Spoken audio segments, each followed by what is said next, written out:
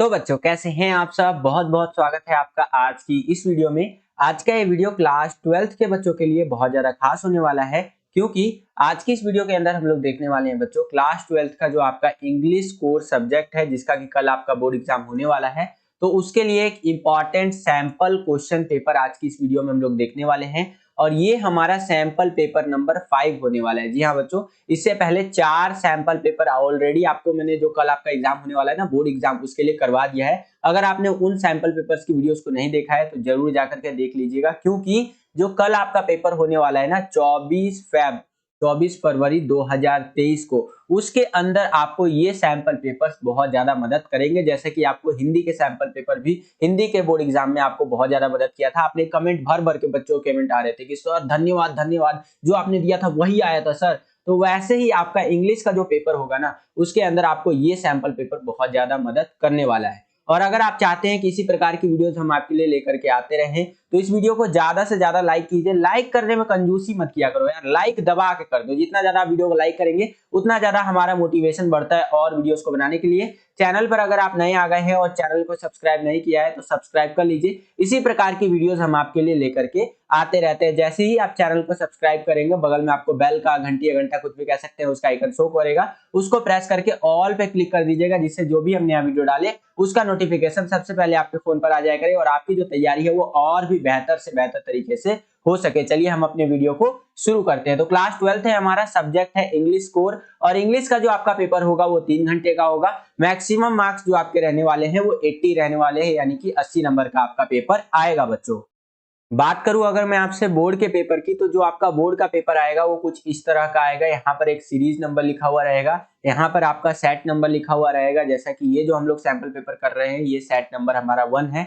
आपको जो पेपर मिलेगा वो सेट 1, 2, 3 और 4 में से कोई सा भी सेट का क्वेश्चन पेपर मिल सकता है। ये चारों सेट के जो हमने सैंपल पेपर है या क्वेश्चन पेपर कह लीजिए, वो करवा रखे हैं आपके कल के एग्जाम के लिए। और हम लोग आपके मोस्ट डिमांड पर एक और सैंपल पेपर लेकर के आए हैं वापस से, सेट 1। यानी कि टोटल कितने सैंपल पेपर हो जाएंगे आपके? 5 सैंपल पेपर हो जाएंगे, ठीक है। और नीचे अगर हम लोग चले तो यहाँ पर आप देखेंगे कोड नंबर आपको लिखा हुआ देखने को मिलेगा। ये सारी चीजें यूनिक होती है, हर सेट के अंदर आपको यूनिक कोड नंबर और जो सीरीज नंबर देखने को मिलेगा। नीचे चले तो यहाँ पर कुछ बेसिक बातें लिखी हुई हैं, जिनको अगर आप पढ़ना चाहते हैं तो पढ़ सकते हैं। उसके नीचे चले तो यहाँ पर आपको सामान्य निर्देश बता रखा है। जैसे कि ये जो हमारा क्वेश्चन पेपर है, इसको पढ़ने के लिए 15 मिनट का टाइम आपको अलाउ किया जाएगा। 3 सेक्शंस में हमारा पेपर बटा हुआ होगा, रीडिंग, राइटिंग और लिटरेचर। और जो भी इंस्ट्रक्शंस दे रखे हैं उनको अच्छे से पढ़िएगा और उसके बाद अपने पेपर को अटेंड कीजिएगा। तो ये कुछ बेसिक बातें रही जो कल आपका बोर्ड एग्जाम होने वाला है इंग्लिश का, उससे संबंधित आपको पता होना चाहिए। चलिए हम अपने वीडियो को शुरू करते हैं और सेक्शन वाइज देखते हैं कि किस प्रकार के क्वेश्चन हमसे पूछे गए हैं और कैसे हम उनका आंसर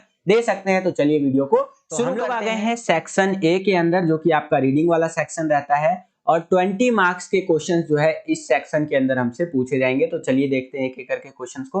पहला क्वेश्चन है कि read the passage given below, यानी कि ये जो पैसेज दे रखा है इसको रीड कर लीजिए। चलिए रीड करते हैं भैया। यहाँ पर क्या बोल रहा है कि the childrens probably don't know और they don't care the hugely popular WWF wrestling match are actually all stage act. The Hulk, the Undertaker और जैसे कि whatever else they are called never really punch or kick as hard as they might appear doing on the show.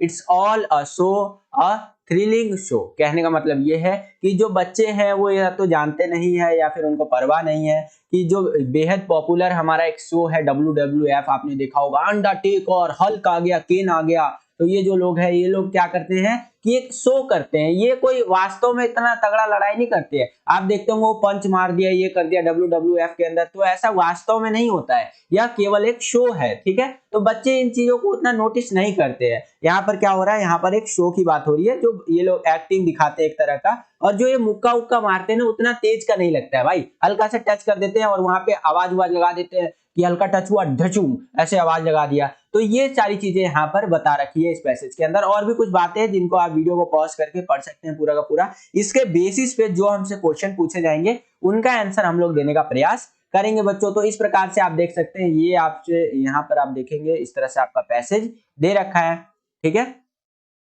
ये देख सकते हैं, काफी लंबा passage है। और इसी के बेसिस पे पहला क्वेश्चन है कि violent behaviour is the outcome of dash, यानी कि यहाँ पर बोल रहा है कि जो हिंसक व्यवहार है वो डैश का परिणाम है, तो वह है लैक ऑफ मीडिया अवेयरनेस, यानी कि मीडिया की जागरूकता का कमी का परिणाम है कि ये जो वायलेंट बिहेवियर है ना, ये हिंसक व्यवहार, ये यहाँ पर हमें देखने को मिलता है। तो इस प्रकार से ऑप्शन नंबर ए हमारा बिल्कुल करेक्ट आंसर हो जाएगा। अगला क्वेश्चन है कि children fail to understand that the stunts shown on the screen are, यानी कि बच्चे यह नहीं समझ पाते कि स्क्रीन पर दिखाए जाने वाले स्टंट डैश होते हैं, तो क्या होते हैं, ये नकली होते हैं भाई, बिल्कुल एकदम। मैं भी पहले जब बच्चा था ना, तब मैं सोचता था यार WWF आ रहा है, उसको मार दिया यार, कुर्सी से मार दिया, ये तो खतरा हो सकता है। लेकिन यहाँ पर वार्निंग देना चाहूंगा, केवल एजुकेशनल पर्पस के लिए बता रहा हूँ, और ये सब फेक होता है आपका, ऐसा कुछ भी नहीं होता है। आप WWF में या फिर कोई भी रेसलिंग या उसलिंग देख लीजिए, तो वहां पर टीवी में ज्यादातर नकली ही दिखाते हैं, एक्सेप्ट कुश्ती वगैरह आप देखेंगे, देसी जो अपना खेल है वहां पर देखेंगे तो भाई उधर तो सही में धोबी पछाड़ मारते हैं, लेकिन ये WWF ये सब भाई नकली है सब, ठीक है, थोड़ा बहुत करके एकदम फेक वूक दिखा देते हैं। तो इस तरह से यहाँ पर फेक हमारा करेक्ट आंसर हो जाएगा। अगला है the greatest defence against negativity propaganda by media is, तो वह क्या है हमारा बच्चों, यहाँ पर मतलब पूछ क्या रहा है कि मीडिया द्वारा प्रचालित नकारात्मकता के खिलाफ सबसे बड़ा बचाव क्या है, तो मीडिया शिक्षा, यानी कि मीडिया जो एजुकेशन है, ये हमारा करेक्ट आंसर हो जाएगा। ठीक है, आगे चलते हैं। अगला क्वेश्चन देखिए कि पेरेंट्स कंसीडर टीवी यानी कि जो माता पिता है वो टीवी को क्या समझते हैं, वो समझते हैं बेबी सीटर समझते हैं, कि ये एक दाई है जो हमारे बच्चों को खिला पिला रही है और मतलब उसको एंटरटेन कर रही है, और हमें कुछ करने की जरूरत नहीं है यहाँ पर। लेकिन वास्तव में ऐसा नहीं होता भाई, ज्यादा टीवी का लत लग जाता है ना, फोन उनका, तो दिक्कत समस्या बढ़ने लग जाती है। ठीक है, तो ऑप्शन नंबर ए हमारा बिल्कुल करेक्ट आंसर हो जाएगा। अगला क्वेश्चन है यहाँ पर कि aggressive behaviour in children can be best handled by dash, यानी कि बच्चों में आक्रामक व्यवहार जब आ जाता है, जब बच्चे गुस्सा उस्सा होने लग जाते हैं, तो डैश के द्वारा सबसे अच्छा नियंत्रण किया जा सकता है, तो वह बोथ टीचर्स एंड पेरेंट्स के द्वारा, यानी शिक्षक और माता पिता दोनों के द्वारा बच्चों को हैंडल किया जा सकता है। आप देखते ही होंगे, ज्यादा भड़क जाएंगे ना, अगर मतलब होता है घरों में, मैंने देखा है ज्यादा अगर बच्चे जो है गुस्सा हो जाते हैं तो सबके सामने तो मम्मी पापा कुछ नहीं करेंगे, लेकिन जब सब चले जाएंगे, पापा पापा भी चले जाएंगे, तो मम्मी गेट लगाएगी अंदर से और दे डंडा दे मुंगली मारेगी, बोलेगी हाँ रोएगा, सबके सामने रोता है, मेरा बेइज्जती कराएगा। एजुकेशनल पर्पस के लिए बता रहा हूँ, सिर्फ एग्जाम्पल के लिए। ठीक है, और वहीं कई बार टीचरों के साथ भी होता है कि माता पिता बोल देते हैं कि इस बच्चे को मारिए पीटिए आप कुछ भी कीजिए, लेकिन मुझे ये बच्चा पढ़ने लिखने में अच्छा चाहिए। अब टीचर बोलता है बेटा या तो तू पढ़ ले या तो मैं तेरी खैर नहीं करूंगा। ठीक है, इस तरह से मैं भी करता हूँ भाई, ऐसे मतलब बोलना पड़ता है। छोटे बच्चे जो होते हैं ना, उनको खास करके डरा करके रखना पड़ता है, जैसे कि मैं सिर्फ समझाने के परिदृश्य से बता रहा हूँ, जैसे ट्यूशन वगैरह पढ़ा देता हूँ छोटे बच्चों को, 5वीं 4थी तीसरी के बच्चों को, तो वहां पर आते हैं ना बच्चे, तो बिल्कुल एकदम सीना चौड़ा करके आएंगे। अब उनके माता पिता आएंगे, उनके माता पिता बोलेंगे कि हाँ आप बच्चे को कुछ भी करिए, मारिए पीटिए कुछ भी करिए, और उसके बाद मुझे बच्चा जो है पढ़ने लिखने में अच्छा चाहिए। ठीक है, तो हम उसको यही बोलते हैं, देख ले भाई तेरे मम्मी पापा क्या बोल के गए, अगर तू नहीं पढ़ेगा तो समझ जा। और उस डर से बच्चा पढ़ने लगता है, हालांकि टीचर उसको कुछ करना नहीं चाहता है, मैं भी कुछ नहीं मारता उता कुछ नहीं हूँ भाई, बस एक होता है ना खौफ अंदर रखना कि हाँ बच्चा, उससे क्या होगा, उस डर से एटलीस्ट पढ़े तो सही, तो वो रखना भी बहुत ज्यादा जरूरी होता है। ठीक है, तो उसी प्रकार से अगर एग्रेसिव बिहेवियर हो रहा है चिल्ड्रन का, तो उसको कौन हैंडल कर सकता है, बेस्ट हैंडल तो टीचर्स एंड पेरेंट्स। ठीक है, तो ऑप्शन नंबर सी हमारा बिल्कुल करेक्ट आंसर हो जाएगा। अगला क्वेश्चन है कि media contribute as a powerful teacher as, यानी कि जो मीडिया है एक शक्तिशाली शिक्षक के रूप में योगदान देता है, क्योंकि वॉचिंग वायलेंट प्रमोट एग्रेशन, यहाँ पर हिंसा देखना और जो आक्रामकता को बढ़ावा देना, इसीलिए बोला गया है media contribute as a powerful teacher as. ठीक है, अगला क्वेश्चन है कि चिल्ड्रन बिकम जैसे कि इम्पेशेंस एज दे, यानी कि बच्चे अधीर हो जाते हैं, अधीर हो जाते हैं, क्योंकि वे क्या होते हैं, वह डिजायर जो है सो कि इमीडिएट ग्रेजुफिकेशन होते हैं, यानी कि तत्कालीन संतुष्टि की इच्छा रखते हैं कि भाई तुरंत मेरे को यहाँ पर ये चीजें चाहिए। क्वेश्चन यहाँ पर देखिए क्या पूछ रहे हैं हमसे कि factors other than violence causing aggressiveness in child are, यानी कि बच्चे में आक्रामकता, यानी जो होता है ना वो लड़ाई पीटी वाला जो माहौल होता है, पैदा करने वाले हिंसा के अलावा अन्य कारक क्या है,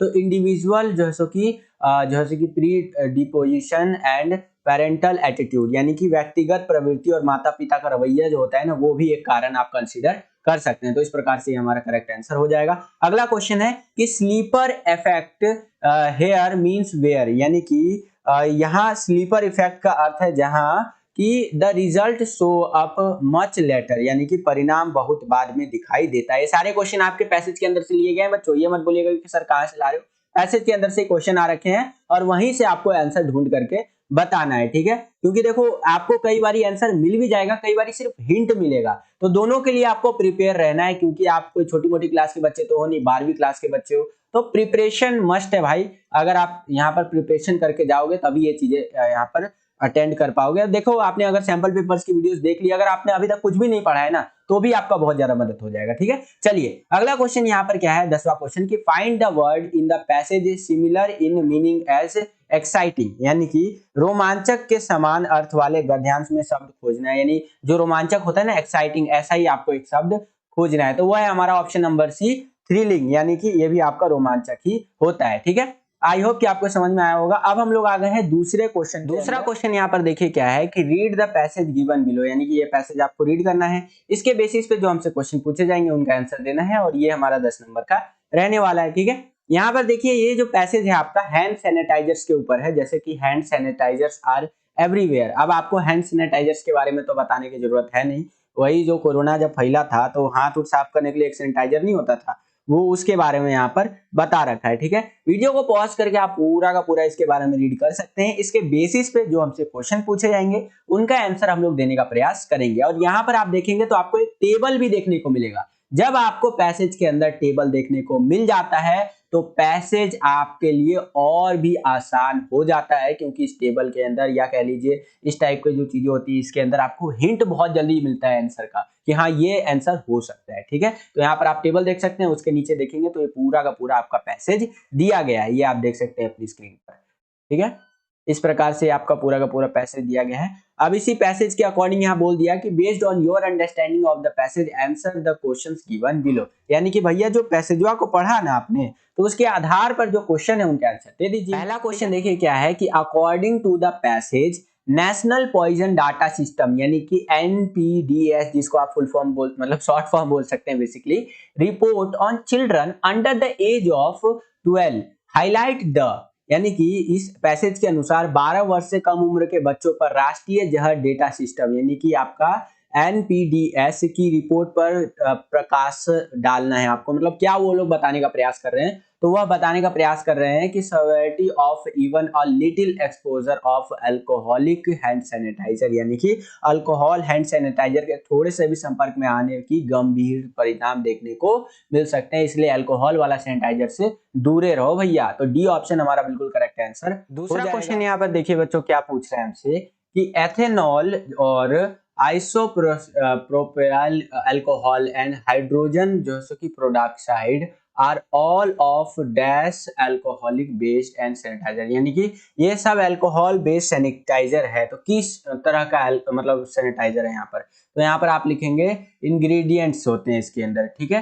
यानी कि जो आपका इथेनॉल वाला होता है या इस तरह के जो सैनिटाइजर्स होते हैं इन सब के अंदर ना कहीं इंग्रेडिएंट्स डाले होते हैं अल्कोहल के। अल्कोहल जो दारू वारू होता है ना उस टाइप का, एजुकेशनल पर्पस के लिए बता रहा हूँ, और शराब पीना सेहत के लिए हानिकारक है, ठीक है, ना पिए ना पीने दे। अगला question, pick the option that list statement that are not true according to the passage, यानी कि यहाँ पर बोल रहा है कि उस विकल्प को चुने जो गद्यांश के अनुसार सत्य नहीं होने वाला कथन को सूचीबद्ध करता है, ठीक है। तो वह कौन कौन सा है भैया, हमारा पहला और चौथा है alcohol based sanitizer exposure is potentially more harmful than non alcohol based hand sanitizer, यानी कि अल्कोहल आधारित हैंड सैनिटाइजर का संपर्क जो है ना गैर अल्कोहल आधारित हैंड सैनिटाइजर की तुलना में संभावित रूप से अधिक हानिकारक है, ठीक है।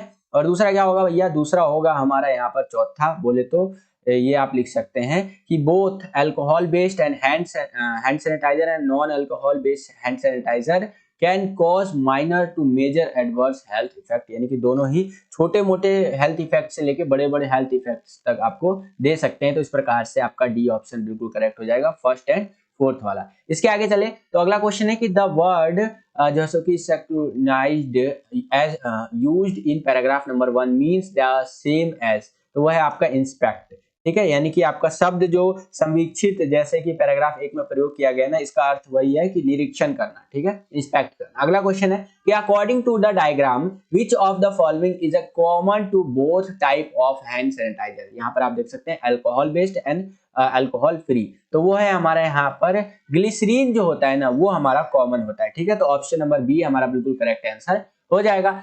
छठा क्वेश्चन है यहाँ पर बच्चों कि arrange the most recommended method of the hand hygiene from the least favourite to the most favourite from the following. कहने का मतलब यह है कि आपको ना इस लाइन वाइज लगाना है कि कैसे हम अपना हाथ जो है वो धो सकते हैं, ठीक है। तो यहाँ पर आप अगर इसको लाइन वाइज लगाने का प्रयास करें तो सबसे पहले क्या करना है, अपने हाथों को प्लेन वाटर से धोना है। उसके बाद क्या कर सकते हैं आप, यहाँ पर use of non alcoholic based hand sanitizer और वाइप कैन बी यूज।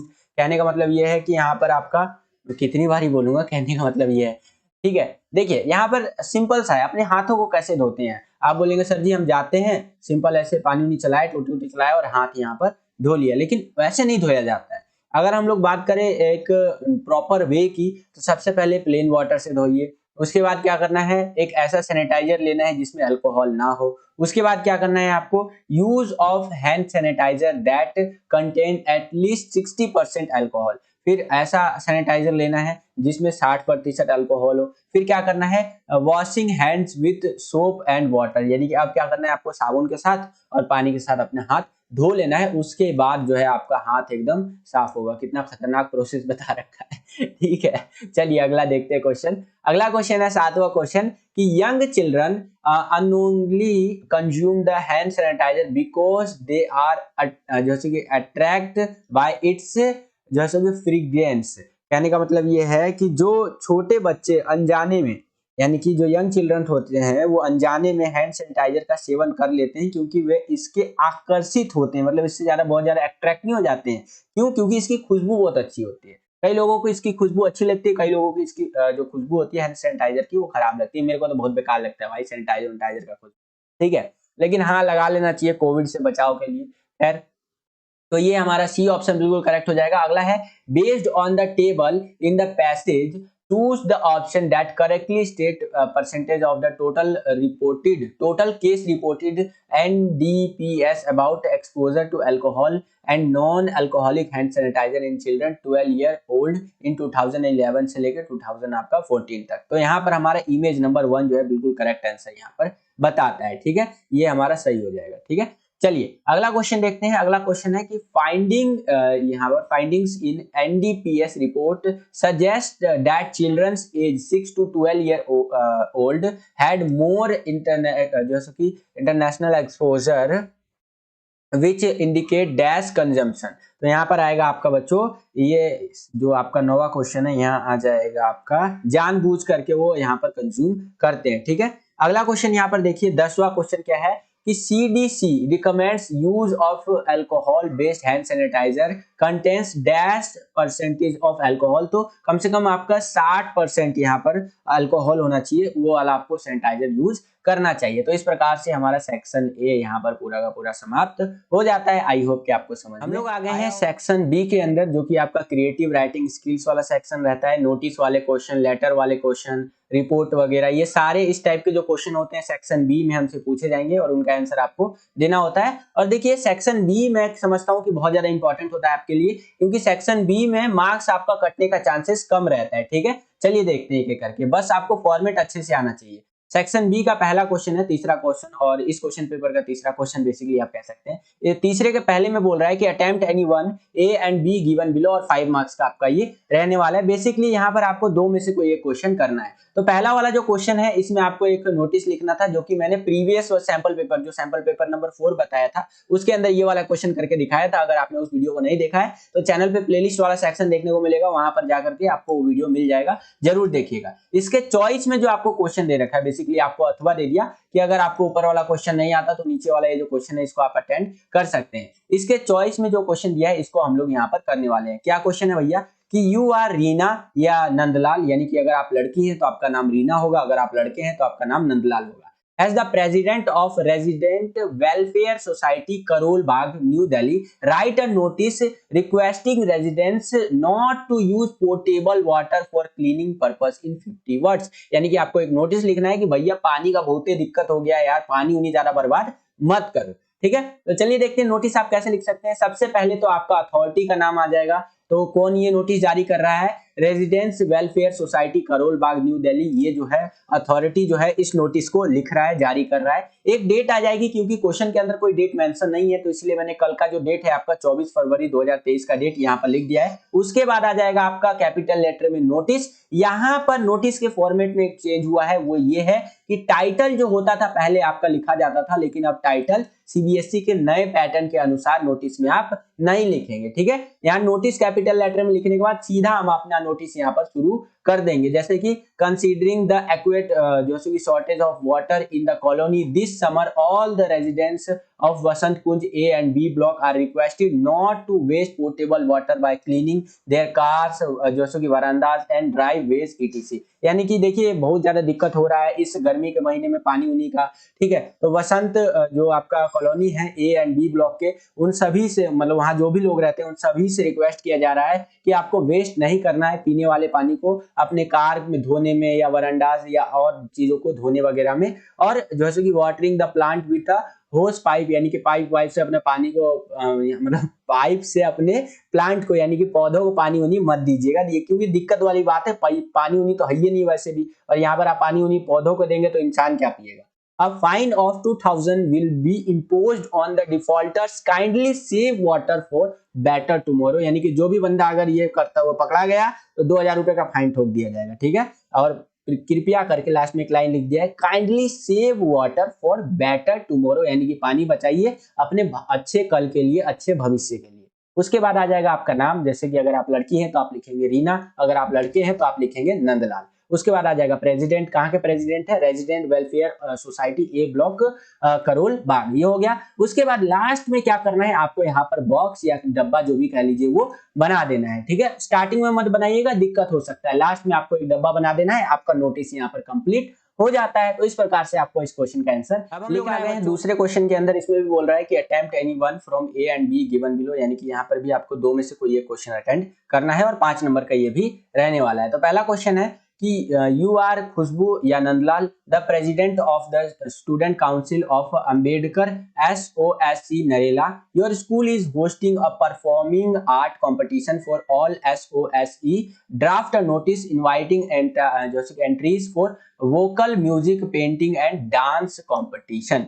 तो ये वाला क्वेश्चन करना चाहते हैं तो ये वाला कर सकते हैं, और इसके चॉइस में अगर आप देखें तो यहाँ पर आपको एक क्वेश्चन और दे दिया है, यानी कि अगर आपको ऊपर वाला क्वेश्चन नहीं आता तो नीचे वाला एक क्वेश्चन आप अटेंड कर सकते हैं। तो इसके मैंने नीचे वाला एक क्वेश्चन आपको अटेंड करके दिखा रखा है, क्योंकि नोटिस तो मैंने बहुत दिखा दिया आपको। इसके नीचे क्या क्वेश्चन पूछा है कि draft an invitation in about 50 words on behalf of your aunt मेघना Menon which she has to share the invite prior work colleague to the inaugural event of her own investment consultancy firm in the Acer Mall Kozhikode Kerala। ठीक है, यहाँ पर क्या कह रहा है बच्चों, यहाँ पर कह रहा है कि जो है सो कि आप अपनी चाची मेघना मेनन की ओर से लगभग 50 शब्दों में एक निमंत्रण का एक ड्राफ्ट तैयार करना है आपको, जिन्हें उन्हें एसर मॉल कोझिकोडे केरल में अपनी खुद की निवेशक सलाहकार फर्म के उद्घाटन कार्यक्रम में भेजना है। जो उनके पूर्व कलीग उनके साथ काम कर चुके हैं ना, उन सबको ये इन्विटेशन भेजना है। तो इन्विटेशन आप कैसे करेंगे भैया, देखो बहुत आसान होता है, लेकिन थोड़ा सा ना इसमें आपको साफ सफाई का ज्यादा ध्यान रखना होता है। ये नहीं कि झाड़ू पोछा लगाना है, ऐसा नहीं करना है,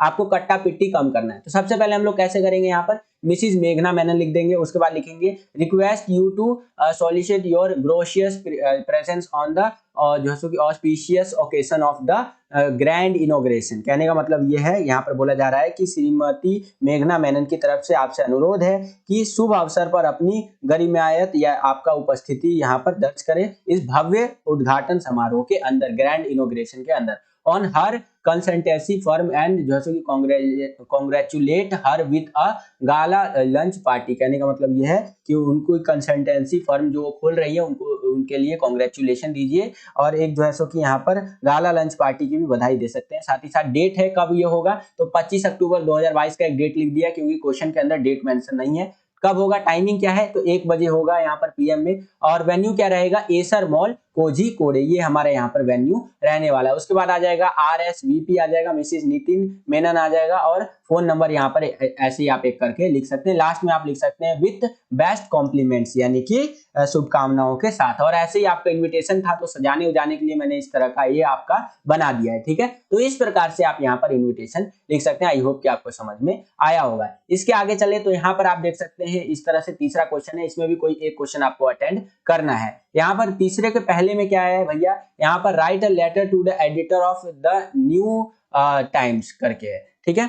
और इसी के अथवा में ये वाला जो क्वेश्चन है ये मैंने आपको ऑलरेडी करवा रखा है, तो हम लोग इसके ए वाला ये जो क्वेश्चन दे रखा है इसको करेंगे। ये क्वेश्चन क्या है, इसको थोड़ा सा समझिए बच्चों। क्वेश्चन है भैया कि यू आर रीना या कृष्णा, यानी कि अगर आप लड़की हैं तो आपका नाम होगा रीना, अगर आप लड़के हैं तो आपका नाम होगा Krishna. Residence of Karol Bagh Delhi, you heard people sharing about terrorism in your area, how it is increasing day by day in India as well as world, about which everyone is concerned. Write a letter to the editor of the New Times on the fear that is spreading among the people due to their anxiety over the widespread terrorism in the India.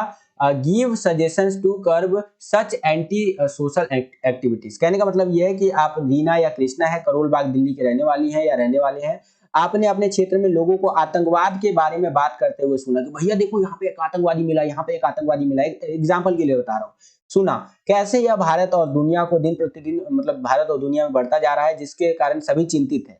और इस चिंता को दूर करने के लिए, उनका ये जो भय है, लोगों के अंदर एक भय जो बैठ जाता है, जो डर बैठ जाता है, उसको खत्म करने के लिए, खत्म तो नहीं कहूंगा, कम करने के लिए, तो आप क्या कर सकते हैं कि यहाँ पर लेटर लिखना है किसको, एडिटर को। और यहाँ पर अखबार का नाम दे दिया है, किसको लिखना है, द न्यू टाइम्स को लिखना है, ठीक है। कई बार क्वेश्चन के अंदर अखबार का नाम नहीं देता है, एडिटर का नाम नहीं देता है, एडिटर का नाम नहीं, अखबार का नाम नहीं देता है, लेकिन यहाँ पर दे दिया है तो हमें इसी का इस्तेमाल करना है। लेकिन कोई भी एड्रेस यहाँ पर नहीं दिया है, तो इसका हम लोग फायदा उठाएंगे। कोई सा भी एड्रेस आप लिख सकते हैं, अपने घर का एड्रेस लिख करके मत चले आना भाई।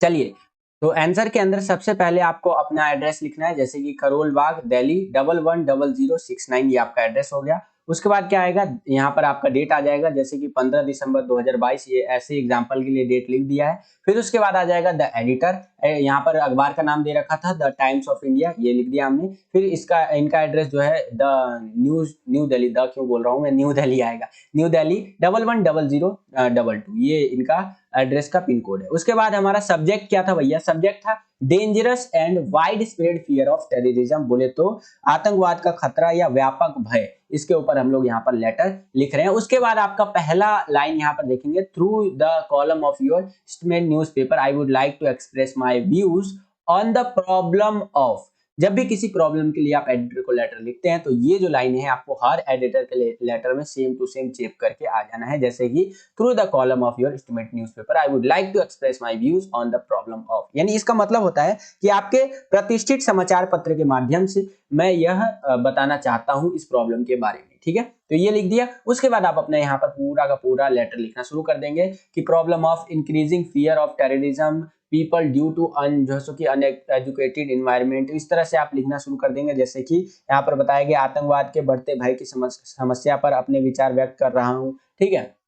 यहाँ पर ये आपका पूरा का पूरा लेटर लिखा हुआ है, वीडियो को पॉज करके पढ़ना चाहें तो पढ़ भी सकते हैं। और इसके बाद क्या करना है, लास्ट में आपको लिख देना है थैंक यू योर ट्रूली। अगर आप लड़की हैं तो यहाँ पर लिखेंगे रीना, अगर आप लड़के हैं तो लिखेंगे कृष्णा, ठीक है। यहाँ पर हमारा एक क्वेश्चन समाप्त होता है। आई होप कि आपको समझ में आया होगा। इसके आगे चलें तो चौथा क्वेश्चन है कि attempt any one from A and be given below, यानी कि यहाँ पर भी आपको दो में से कोई एक क्वेश्चन अटेंड करना है। पहला यहाँ पर है कि you are a student of Sardar Patel Vidyalaya, और इसके अंदर एक इनविटेशन कार्ड डिजाइन करना था। ये वाला क्वेश्चन मैंने प्रीवियस सैंपल पेपर की वीडियो में ऑलरेडी करवा दिया है। अगर आपने प्रीवियस सैंपल पेपर का वीडियो नहीं देखा है तो जरूर जाकर के देखिएगा। हम इसके जो अथवा में दे रखा है उसको करेंगे। यहाँ पर जॉब लेटर देखेंगे बच्चों, इसके चॉइस में क्वेश्चन दे दिया बेसिकली कि अगर आपको ऊपर वाला क्वेश्चन नहीं आता तो नीचे वाला क्वेश्चन आप अटेंड कर सकते हैं। अब इसके अथवा में इसके चॉइस में देखिए क्या क्वेश्चन यहाँ पर देखिए बच्चों क्या पूछ रहे हैं हमसे कि यू आर सुधा या सुधीर, यानी कि अगर आप लड़की हैं तो आपका नाम होगा सुधा, अगर आप लड़के हैं तो आपका नाम होगा Sudhir. Resident of A7 Shanti park, यहाँ के आप रहने वाले हैं, ये आपका एड्रेस है A7 Shanti park.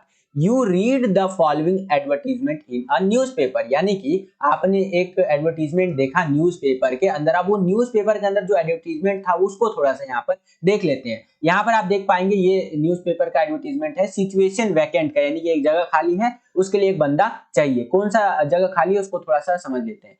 Want a young and experienced graduate with fluency in English and knowledge of a foreign language is compulsory to work as a translator of books in a leading publishing house in Delhi. Contact manager along with your complete CV within 7 days of this advertisement. यानी यहाँ पर कह रहा है कि एक बंदे की जरूरत है, एक यंग बंदा है, एक अच्छा खासा बंदा जो ट्रांसलेटर का काम कर सके, ठीक है, और उसकी इंग्लिश अच्छी खासी होनी चाहिए। अच्छी खानी क्या होता है, अच्छी खासी होनी चाहिए, ठीक है, और ताकि वो एक ट्रांसलेटर, जाहिर सी बात है, देखो एक ट्रांसलेटर जो होगा उसकी इंग्लिश या लैंग्वेज जो है बहुत अच्छी होनी चाहिए। मान लीजिए अगला बंदा कोई और लैंग्वेज में बोल रहा है, आप उसको ट्रांसलेट करके और लैंग्वेज में बता रहे हैं, तो आपका अगर ट्रांसलेशन का आप काम कर रहे हैं तो आपका लैंग्वेज बहुत अच्छा होना चाहिए। तो यहाँ पर कौन चाहिए हमें, एक फॉरेन लैंग्वेज कंपलसरी है उसका, जो इंग्लिश है, ठीक है, इस तरह से आपका दे रखा है। यहाँ पर हिंदी इसकी अगर मैं बताऊं तो दिल्ली में एक प्रमुख प्रकाशन गृह यानी कि पब्लिकेशन हाउस में पुस्तकों के अनुवादन के रूप में काम करने के लिए अंग्रेजी प्रवाहक के साथ एक युवा और अनुभवी स्नातक और एक विदेशी भाषा का ज्ञान अनिवार्य है। इस विज्ञापन के 7 दिनों के अंदर आपको जो है सो कि अपना ये एप्लीकेशन भेजना है, ठीक है। तो एक बंदे की जरूरत है, चलिए देख लेते हैं कैसे आप जॉब एप्लीकेशन लिखेंगे। यहाँ पर बोल देगा आपको draft an application in response to the advertisement giving your detail resume, यानी कि आपको अपना रिस्पॉन्स भेजना है। तो रिस्पॉन्स भेजने के लिए सबसे पहले आ जाएगा आपका एड्रेस A7 शांति पार्क, ये आपका एड्रेस हो गया। उसके बाद आ जाएगा एक डेट, तो यहाँ पर कोई डेट मेंशन तो था नहीं भैया क्वेश्चन के अंदर, तो हम लिख देंगे 16 सितंबर 2022। एग्जाम्पल के लिए मैंने लिख दिया, आप कोई सा भी डेट लिख सकते हैं। उसके बाद उस जो बंदा है जिसको आप भेज रहे हैं उसका यहाँ रिसीवर्स एड्रेस आ जाएगा, the manager ARN publication Delhi, ये जहां हम लोग जॉब के लिए अप्लाई कर रहे हैं। अब सब्जेक्ट क्या है भाई, क्यों ये लेटर लिख रहे हैं, तो application for the post of translator, यानी कि हमें ट्रांसलेटर का पोस्ट चाहिए, इसीलिए मैं यहाँ पर ये एप्लीकेशन लिख रहा हूँ। उसके बाद क्या आएगा, उसके बाद सीधा आ जाएगा सर या मैडम, अब फिर आ जाएगा यहाँ पर आपका पूरा वही बीच में जो आप कंटेंट लिखते हैं, जैसे कि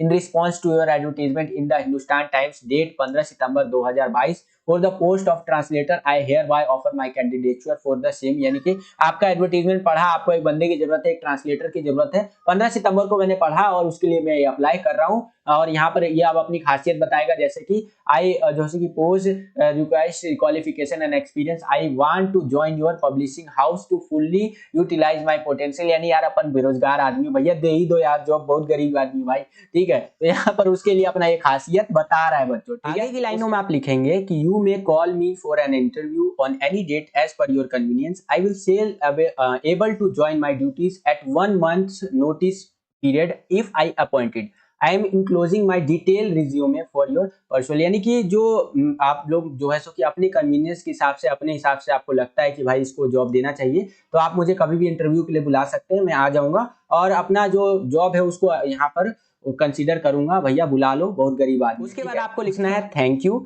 और अगर आप लड़के हैं तो आप लिखेंगे अपना नाम सुधीर, क्योंकि क्वेश्चन के अंदर दे रखा है सुधीर नाम, और अगर आप लड़की हैं तो आप अपना नाम लिखेंगे सुधा, क्योंकि ये भी क्वेश्चन के अंदर दे रखा है। उसके बाद आएगा आपका इंक्लोजर डिटेल रिज्यूमे, यानी कि रिज्यूमे आप अपना यहाँ पर इंक्लूड या अटैच कर अपना रिज्यूम या जिसको CV भी आप कहते हैं वो यहाँ पर अटैच कर देंगे। ये क्या होता है ना, जब भी आप जॉब के लिए अप्लाई करते हैं तो आपको रिज्यूम देना जरूरी होता है। 12th के बाद जब भी आप जॉब के लिए कहीं पे जाएंगे कि सर मुझे जॉब दे दीजिए, तो वो सबसे पहले अगला बंदा आपसे बोलेगा कि या तो आप अपना रिज्यूम दे दीजिए या आप अपना CV दे दीजिए, ठीक है। रिज्यूम या CV क्या होता है, उसके अंदर आपका पूरा जन्म कुंडली होता है, आपका नाम क्या है, आपके पापा का नाम क्या है, आपकी उम्र कितनी है, आपका एड्रेस क्या है, हॉबी क्या है, लैंग्वेज कौन सा जानते हैं, ये सारी बातें उसके अंदर मेंशन होती है, जिससे कि जो अगला बंदा जो आपको जॉब दे रहा है उसको आसानी होती है आपके बारे में जानने में, ठीक है। तो यहाँ पर डिटेल रिज्यूम भी मैंने यहाँ पर आपके लिए तैयार कर दिया है कि कैसे आप देंगे। तो देखिए सबसे पहले तो उसका नाम आ जाएगा, नाम मैंने आपको बता दिया सुधा या सुधीर, ठीक है। उसके बाद फादर्स नेम कुछ भी लिख सकते हैं, क्योंकि क्वेश्चन के अंदर कोई फादर नेम दिया नहीं है, तो मिस्टर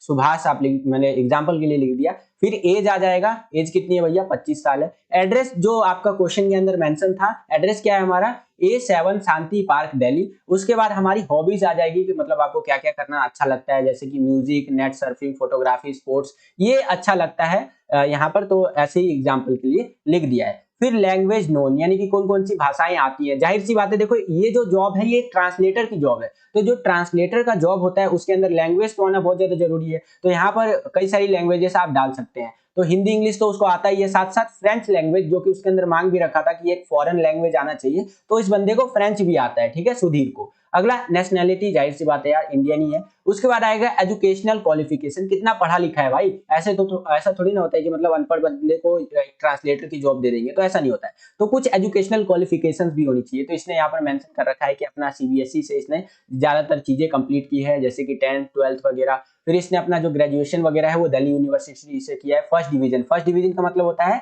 60% से ऊपर मार्क्स लाते हैं तब उसको फर्स्ट डिवीजन के अंदर कंसीडर किया जाता है, ठीक है। तो ये एजुकेशनल क्वालिफिकेशन हो गया। उसके बाद आएगा कुछ प्रोफेशनल क्वालिफिकेशन, जिसको आप कह सकते हैं, जैसे कि इसने डिप्लोमा किया है कंप्यूटर में, और इस तरह से इसमें भी इसने फर्स्ट डिवीजन में अपना ये सारी चीज कंप्लीट किया है। फ्रेंच के अंदर भी इसने यहाँ पर डिप्लोमा वगैरह किया है। डिप्लोमा जो होता है आपका 2 या मैक्सिमम 3 साल का होता है, ठीक है। उसके नीचे आएंगे तो कुछ एक्सपीरियंस भी होगा, जाहिर सी बात है, यानी कि इस बंदे ने कहीं काम कर रखा है कि नहीं कर रखा है, क्योंकि कोई भी जो आप ऑफिस देखेंगे ना, वहां पर फ्रेशियर बंदे को, नए बंदे को ज्वाइनिंग कम ही मिलता है, एक एक्सपीरियंस बंदे को ज्यादा प्रायोरिटी दिया जाता है। तो यहाँ पर इसने लिख दिया work as a receptionist with ABC group of companies for 2 year, यानी कि इसने रिसेप्शनिस्ट के लिए काम कर रखा है। तो जाहिर सी बात है, रिसेप्शनिस्ट का काम कर रखा है तो उसकी कम्युनिकेशन स्किल तो बेटर होंगी ही होंगी, ठीक है। उसके बाद आ जाएगा आपका एक्सपेक्टेड सैलरी, यानी कितना पैसा लोगे भैया काम करने का, तो वो होगा एज पर द नॉर्म्स, यानी यहाँ पर आपका जो है सो कि नेगोशिएबल भी हो सकता था,